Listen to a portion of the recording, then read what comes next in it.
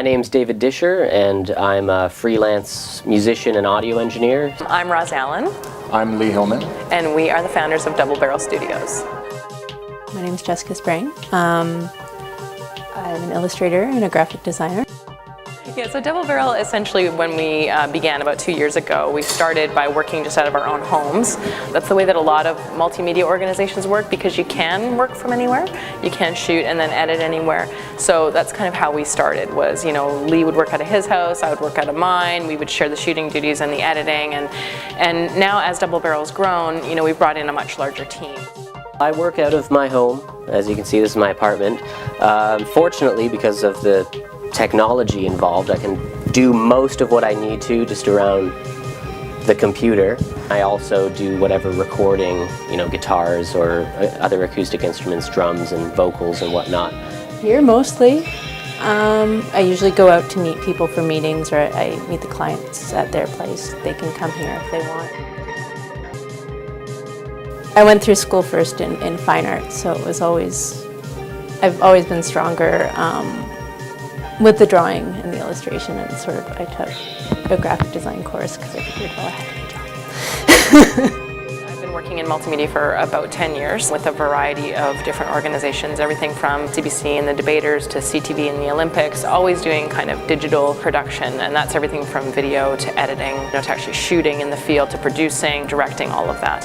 I got started the way I think a lot of people in my generation got started. I sort of came of age around the time when like digital recording technology was really becoming a big thing kind of in the mainstream on the consumer end. In going freelance after I had my children, it was more, I just kept working for the companies I was already working for and those brands, and it sort of expanded from there. So it's been a lot of surface design. We decided to partner up together.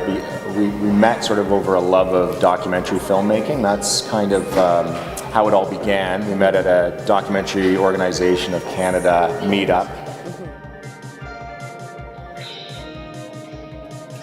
My favorite thing about working in this industry is definitely the stories. Uncovering a new story every time. Like I was saying before, you know, my natural curiosity, I'm always interested in all kinds of new things. That's kind of from a bit of my journalistic background. And the people, like Hillman said, it's great to always be dropping into new kind of environments and meeting new people and, you know, new teams of people. It's always changing, and I potentially can control the direction a lot. At the same time, you know, if it's 10 o'clock, it's a beautiful sunny day, I can go out and enjoy it and then work later at night. One of the things that I like most about working with music is that it's a really powerful medium, and I think most people kind of feel that.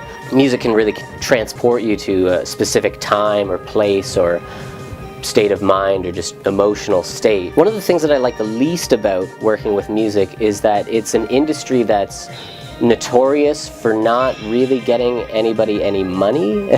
It's pretty difficult to break into because a lot of people are doing it. Distractions at home. When you don't work at home, it's easy to, you know, compartmentalize your life a little bit better. You just shut down at the end of the day. My least favorite thing about this industry, for sure, is shooting in the winter.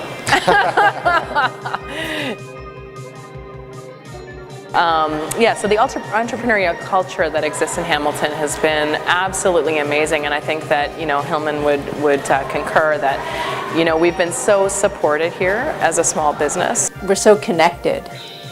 Just in Hamilton, we're very close to Toronto without being in Toronto. It's big enough that there's actually a lot of really cool stuff going on. There's a lot of really passionate people doing a lot of really good work.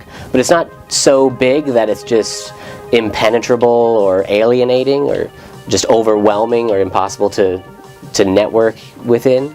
There's a really great sense of community here that I see building that I haven't taken advantage of. And I'm really thankful for, you know, organizations like Cobalt that exist to help, you know, businesses and help kind of spur that culture. And, you know, again, I think that that's been a real benefit to living in Hamilton.